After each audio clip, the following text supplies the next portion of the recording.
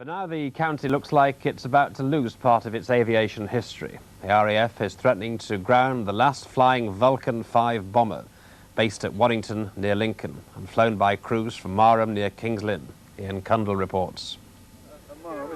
The airmen walking to their plane at RAF Waddington are about to take a flight back in time. They're the crew of the last flying survivor of the RAF's once mighty V-bomber force. It's a favourite at air shows, but now the last Vulcan looks like being grounded for good, ending an era of Air Force history. Scampton RAF Station treasures a Lancaster bomber that made a mockery of Goering's boast that we should never bomb Germany. Avro Vulcans are now flown by number 617 Squadron of Dambusters fame. How quickly after the alarm could 4 Vulcans be airborne? That was the test now. They are part of the deterrent force.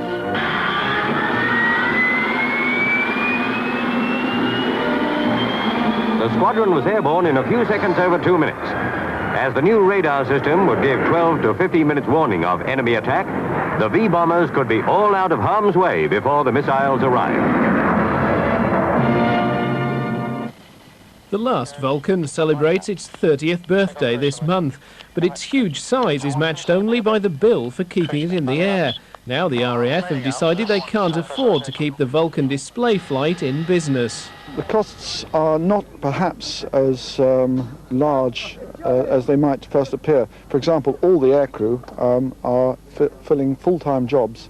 Most of us fly Victor tankers down at Marham in Norfolk.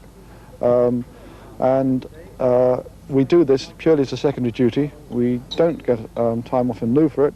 We don't want time off. It is a privilege to fly the last Vulcan. From the point of view of PR value, I think one aircraft like this is worth an awful lot of PR to the Royal Air Force.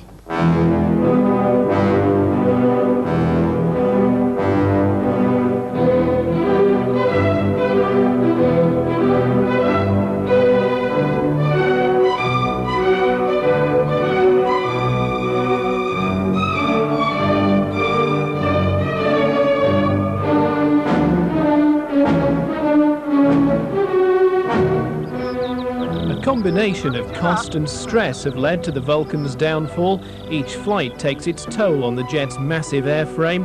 Without a major rebuild, her mechanical life expectancy runs out next year.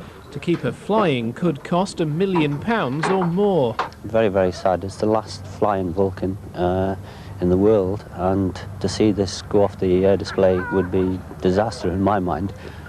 And that's a view shared by the 6,000 enthusiasts who've joined the Vulcan Appreciation Society, the only organisation of its kind recognised by the RAF and now dedicated to fighting for the plane's future. For the aircraft itself, we've now got an appeal fund in excess of £100,000, which is nowhere near enough to fly the aeroplane, but it's actually a very good show of public support because all of that money has come from the public.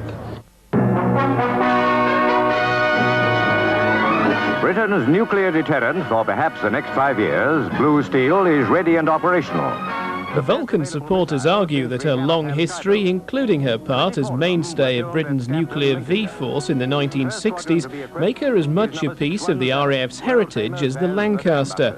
But it wasn't until the Falklands War, when she was already being relegated to the role of flying filling station, that the Vulcan finally went into action. Display flight crewman Barry Macefield flew on Operation Blackbuck, a bombing raid on Port Stanley Airfield. To start off with, we all thought that we would be very nervous, as anybody who's going to war would obviously be very nervous, but I think most of us found that once the briefing was over and we actually touched the aeroplane itself, then it was just yet another sortie to be carried out professionally. We had a lot of work to do, we really had our work cut out. And we just didn't have time to think about what the consequences were, or our own safety, for instance, and we just did the job.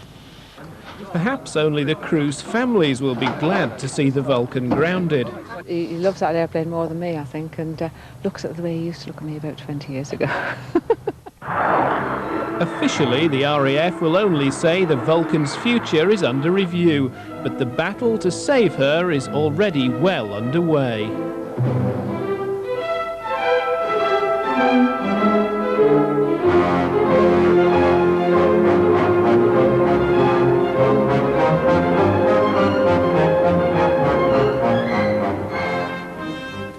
And that looked marvellous. So that was Ian Cundall reporting on the last of the V bombers.